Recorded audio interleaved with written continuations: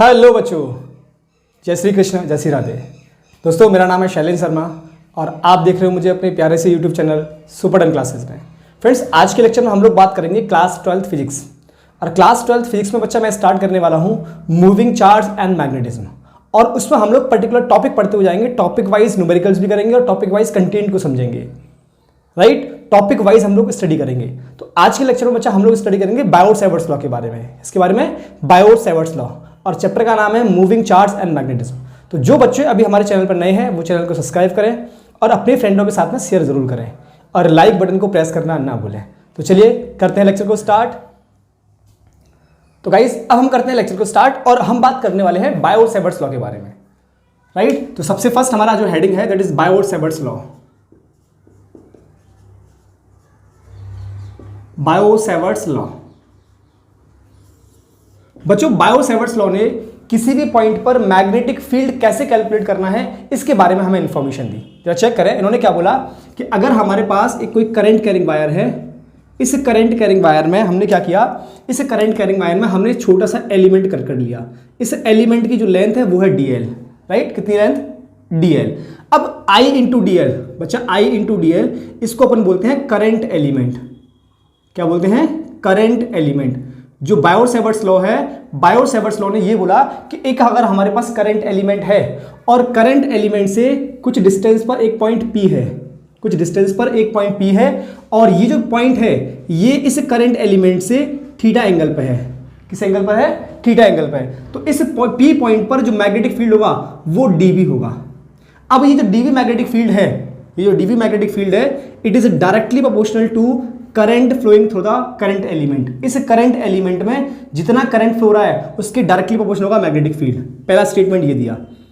दूसरा स्टेटमेंट ये बोला कि the magnitude of magnetic field is directly proportional to length of the current element. तीसरा स्टेटमेंट ये बोला magnetic field, there is magnitude of magnetic field is directly proportional to sine of angle of theta, sine of angle of theta. Right. Fourth statement ये बोला कि that is magnitude of magnetic field is inversely proportional to r square. इस r square के inversely proportional है। अगर इन चारों statement को हमने एक जगह मिलाया तो ये बन गया हमारे पास dv is directly proportional to I dl sine theta upon r square. ये हमारा बायोट-सैवर्ट्स लॉ। बायोट-सैवर्ट्स लॉ क्या कहता है? According to this law the magnitude of magnetic field is directly proportional to current, the magnitude of magnetic field is directly proportional to length of the current element, magnetic field is directly proportional to the sine of angle between r and dl, right, and the magnitude of magnetic field is inversely proportional to r square। इन सबको अगर हमने combine किया तो क्या बना? dv is directly proportional to I into dl into sin theta by r square। अब mathematics का rule है कि अगर हम प्रोपोर्शनलिटी साइन हटाते हैं तो एक कांस्टेंट लगाते हैं। क्या लगाते हैं? एक कांस्टेंट। तो बच्चा फॉर एयर या फिर वैक्यूम के लिए, फॉर एयर या फिर वैक्यूम के लिए हमने इस कांस्टेंट प्रोपोर्शनलिटी के साइन को रिमूव किया और यहां पर एक कांस्टेंट लगाया जिसका नाम है mu not upon 4 pi into I dl sine theta by are square. ये आ गया हमारे पास मैग्नेटिक फील्ड। इस P पॉइंट पर मैग्नेटिक फील्ड आया। This is the Biot Savart's law. बात क्लियर हुई? लेकिन बच्चा अगर इसी को लिखूं मैं for any medium, for medium, अगर किसी मीडियम के लिए लिखे हमसे, है ना, क्योंकि यहां पे म्यू नॉट किसके लिए है? एयर के लिए। अगर मैंने मीडियम के लिए लिखा तो dB is equal to mu m upon 4 pi into I dl sine theta upon r square. ये हो जाएगा कि मीडियम के लिए, ये हो जाएगा किसी मीडियम के लिए। बच्चा यहां पर अगर मैंने बोला where mu not it is the permeability of free space या फिर एयर, फ्री स्पेस या फिर एयर या फिर वैक्यूम, एक ही बात है ना, वैक्यूम। और बच्चा यहां पे म्यू m क्या है? It is the permeability of medium, permeability of medium, तो बच्चा अगर हम म्यू m को लिखें so mu m is equal to mu not into mu are.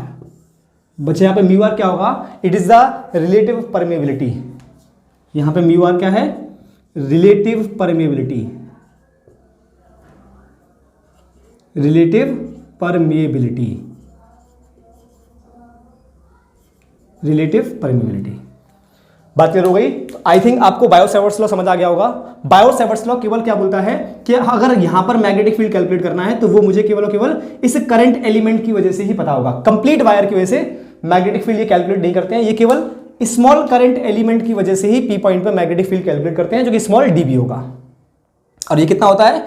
It is directly proportional to I, directly proportional to length of the element and directly proportional to the sine of angle between r and dl and inversely proportional to r square. तो ये हमारे पास formula आया और ये हमारे पास formula आया। Clear हुआ? इतना नोट करें, स्क्रीनशॉट ले, फिर बात करते हैं इसके वेक्टर फॉर्म की। नोट करें पहले इतना। तो स्टूडेंट्स, हम बात कर रहे थे बायो-सैवर्ट्स लॉ की। तो बायो-सैवर्ट्स में हमारे पास फॉर्मूला क्या आया? dB is equal to mu not upon 4 pi into I D L sine theta upon r square, है ना। ये फॉर्मूला हमारे पास निकल के आया किससे? बायो-सैवर्ट्स लॉ से। बच्चा यहाँ पर जो म्यू नॉट अपॉन 4 पाई है, इसकी एक फिक्स वैल्यू होती है और वो है 10 टू द पावर -7। कितनी है वो? 10 to the power -7 tesla into metre per ampere, ये इसकी यूनिट होगी। तो म्यू नॉट अपॉन 4 पाई की हम लोग डायरेक्टली वैल्यू पुट कर सकते हैं 10 टू द पावर -7, राइट। अगर यहाँ से मुझे केवल म्यू नॉट लिखना हो तो ये हो जाएगा 4 pi into 10 to the power -7 tesla into metre into per ampere, है ना। ये केवल म्यू नॉट की वैल्यू आ जाएगी। क्लियर हुआ? बच्चा अब बात करेंगे इसके वेक्टर फॉर्म की। किसकी बात करेंगे अपन? Vector form. अपन बात करेंगे वेक्टर फॉर्म की, vector form of Biot Savart's law, है ना। वेक्टर फॉर्म की बात करते हैं। तो गाइस अब लिखते हैं वेक्टर फॉर्म। देखिए कैसे लिखा जाएगा। वेक्टर फॉर्म का मतलब है मैग्नीट्यूड और डायरेक्शन। जरा चेक करें, अगर मैंने केवल इसका मैग्नीट्यूड लिखा तो कितना लिखा जाएगा? Mu not upon 4 pi into I D L sine theta by are square. ये तो केवल बच्चा मैग्नीट्यूड है। इस मैग्नीट्यूड में मुझे डायरेक्शन का मल्टीप्लाई करना पड़ेगा, तब इसे वेक्टर फॉर्म में आएगा। तो मैंने क्या किया? इसके डायरेक्शन का मल्टीप्लाई किया आर कैप। आर कैप क्या है? डायरेक्शन का यूनिट वेक्टर है। यूनिट वेक्टर हमेशा डायरेक्शन दिखाता है, तो आर कैप का मैंने मल्टीप्लाई कर दिया। अब आर कैप कितना होगा बच्चा? आर कैप होता है इसी के वेक्टर में अगर हम इसी के मैग्नीट्यूड का डिवाइड कर दें, इसी के वेक्टर में अगर हम इसी के मैग्नीट्यूड का डिवाइड कर दें तो ये आ जाएगा अपने पास R cap, unit vector, right. तो यहां पर रखें इस वैल्यू को। So dB vector is equal to mu not upon 4 pi into I D L sine theta into R vector divide by are square into R, right. यहां से कैसे लिखेंगे इसको? ये लिखा जाएगा dB vector is equal to mu not upon 4 pi into I. अब बच्चा ये डी एल साइन थीटा और आर, तो जब भी साइन थीटा आएगा, साइन थीटा का मतलब होता है क्रॉस प्रोडक्ट और कॉस का मतलब होता है डॉट प्रोडक्ट। तो बच्चा डीएल और आर आपस में कैसे में? क्रॉस प्रोडक्ट में है। तो क्या लिखा जाएगा? DL vector cross R vector divided by R cube. ये हो गया हमारा vector form. So this is the vector form of Biot Savart's law. कितना होगा? B vector is equal to mu not upon 4 pi I dL cross R vector divided by R cube. This is the vector form. Clear हुआ इतनी बात? अब बात करते हैं बच्चा इसके यूनिट की। Unit of magnetic field, unit of magnetic field, है ना। मैग्नेटिक फील्ड की यूनिट की बात करते हैं। तो बच्चा मैग्नेटिक फील्ड का जो ऐसा यूनिट है, मैग्नेटिक फील्ड का जो ऐसा यूनिट है वो होता है टेस्ला। मैग्नेटिक फील्ड का जो ऐसा यूनिट है बच्चा वो होता है टेस्ला। मैग्नेटिक फील्ड का जो ऐसा यूनिट है इट इज टेस्ला। क्या होता है? Tesla, right. मैग्नेटिक फील्ड का ऐसा यूनिट कितना है? टेस्ला। बच्चा इसका सीजीएस यूनिट, इसका सीजीएस यूनिट होता है गॉस। इसका सीजीएस यूनिट होता है बच्चा गॉस। अगर हम बात करें 1 टेस्ला की तो 1 tesla is to the power 4 gauss. Gauss इसका कौन सा है? CGS unit. 1 tesla is equal to 10 to the power 4 gauss. Got it? इसका ऐसा यूनिट क्या है? टेस्ला। इसका ऐसा यूनिट क्या है बच्चा? टेस्ला। आप इतना नोट करें, फिर हम लोग आगे बात करते हैं इसमें। तो गाइस अब हम लोग बात करते हैं इसके स्पेशल केस की। देखिए बायो-सैवर्ट्स लॉ का फॉर्मूला क्या आया? DB is equal to mu not upon 4 pi I D L sine theta upon r square. ये हमारे पास बायो-सैवर्ट्स लॉ का फॉर्मूला बन के आया, है ना। अब थोड़ा सा हम इसके स्पेशल केस की बात करें, जरा चेक करना। मैंने इसके स्पेशल 2 केस बनाए, है ना। इसके स्पेशल 2 केस बनाते हैं हम लोग। मैंने बोला एक कि if theta is equal to 0 degree या फिर theta is equal to 180 degree. अच्छा theta is equal to 0 degree या फिर theta is equal to 180 degree, इस बात का मतलब क्या है? इस बात का मतलब ये है कि जो पॉइंट P था वो हमारे उस कंडक्टर के एक्सिस पे है। कहाँ पे है? Point P is on the axis.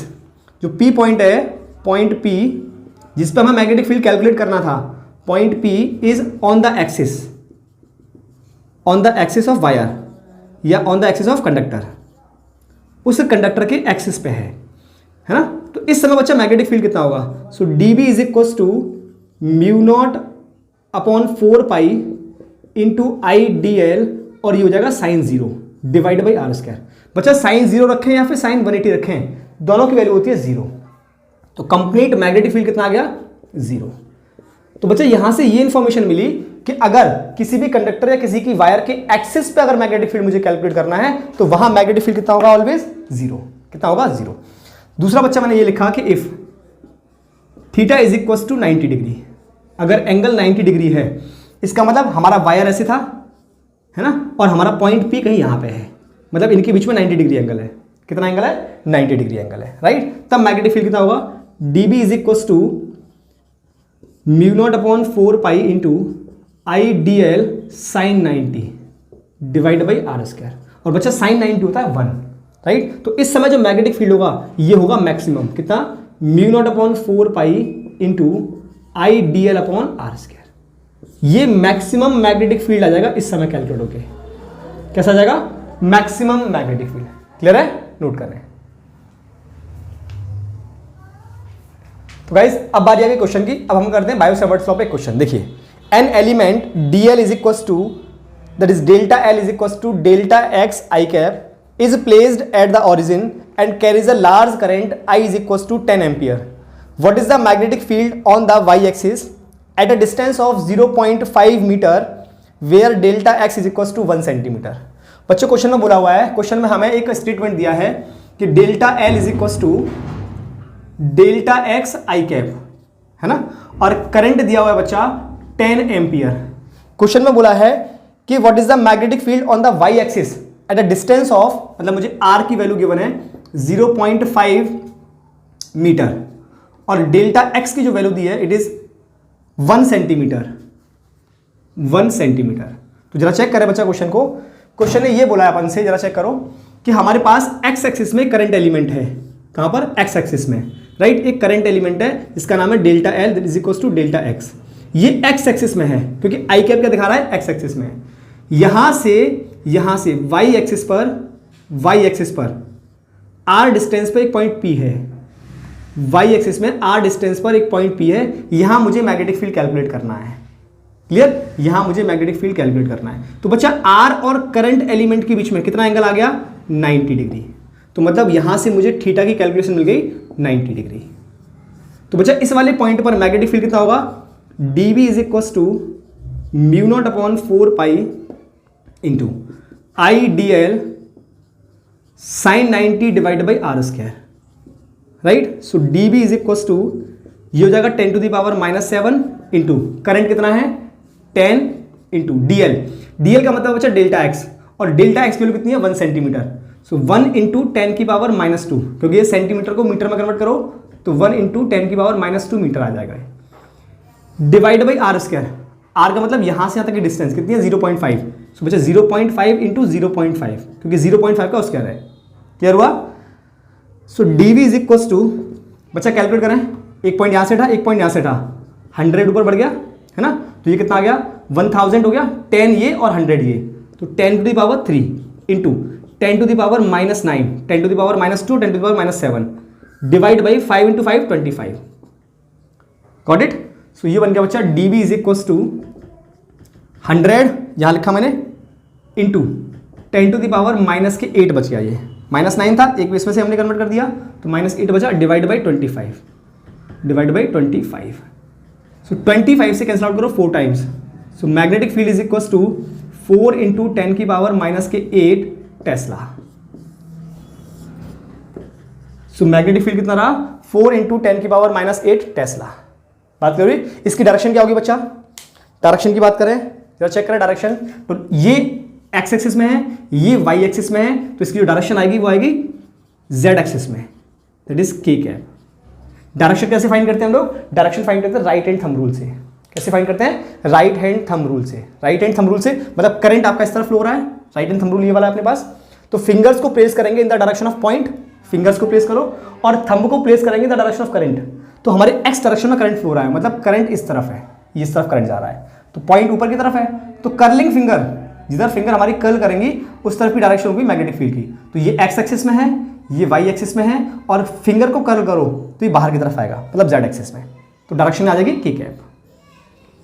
Clear हुआ बच्चा? तो दोस्तों ये लेक्चर आपको कैसा लगा कमेंट बॉक्स में कमेंट करके जरूर बताएं। आगे आने वाले लेक्चर में हम लोग बात करेंगे एप्लीकेशन ऑफ बायोसेवर्ट्स लॉ की और अच्छे क्वेश्चनों की। मिलते हैं नेक्स्ट लेक्चर में। टिल देन जय श्री कृष्ण, जय श्री राधे। अपने फ्रेंड्स को शेयर करना ना भूलें और चैनल को सब्सक्राइब करें, लाइक बटन को जरूर प्रेस करें। चलिए मिलते हैं नेक्स्ट लेक्चर में।